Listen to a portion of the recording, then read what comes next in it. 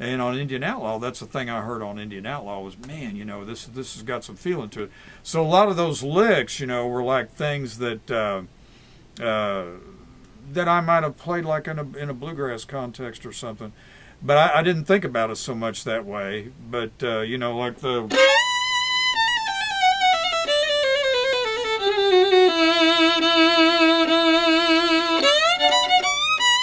one I did in B,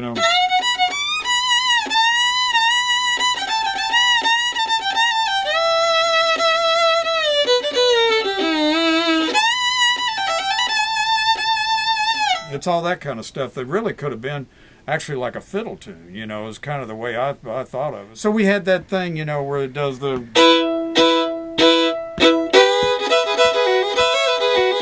I mean, that would be like something I would play in a bluegrass context.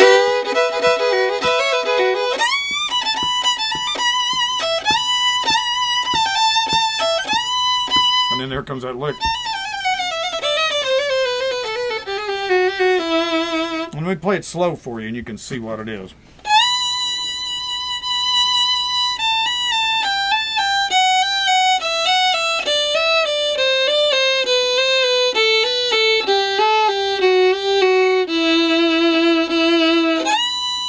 I'll do it even slower.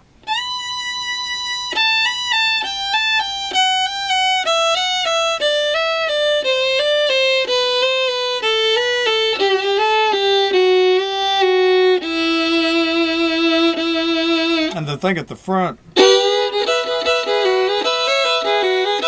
it's really more in the bow, that lick. The cool part about the way I play that is the bow.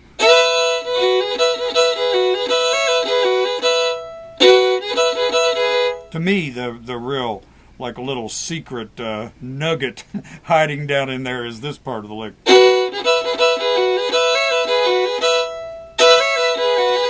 There, that's really good bow work. And see, it's two strokes. Is a downstroke, and the other two are an up. And then you end up with a power down. Sometimes I play that lick like this. If I want that. That's using the whole, like going from an E to an A. But in this case, the reason I wouldn't do that, like on Indian Outlaw, is I want the drive of it being an E chord. That.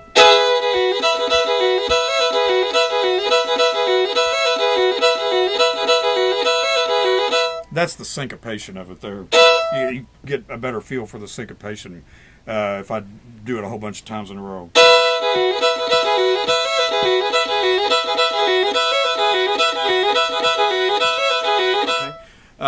Indian Outlaw, tune that I recorded with Tim McGraw. And a little background here, we had recorded an entire album before the album that had Indian Outlaw on it. And I remember there's a song on there, I think the proper title is Welcome to the Club, I think was the title. That was the hit off of there. And it was a hit, but it wasn't mega hit. And we had recorded the very first Tim McGraw album at a studio over here called 1111, because that was the address. Indian Outlaw comes in on the second Tim McGraw album. And so I had played on the first album. On the second album, I was booked to play on something else, and they recorded a bunch of it, no fiddle on it.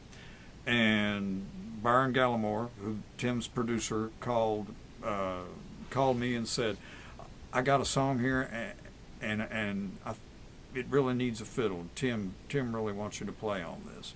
So I went. I remember it so clearly. A 10 a.m. session at a studio over here on 16th. That is, I don't think it's a studio anymore. It's called Mesa. So we went in that morning. It's a 10 a.m. session, and they play me Indian Outlaw. And you got to remember, I'm overdubbing, and actually everything on the record is finished except me. I think they had actually done it to not have a fiddle on it, and then Tim, said, "No, we got to get Glenn to play on this. So I went in there and I heard it, and it knocked me out. I thought this is such a clever idea, and I thought everything about the tune, with that, the E minor bit, all that kind of stuff that I do on stuff. It was just made for that, and it just hit me. I thought, boy, this is a hit. So they put it up, gave me the chart, and of course the original is long. I don't know how long, 7 minutes probably, and then they edited it to a shortened version for the radio. And so they put it up. I heard it and went in there and played on it, and that is literally the first take. Everything sounded really great to me in the phones. Fiddle sounded good. The reverb they had on it sounded, was inspiring.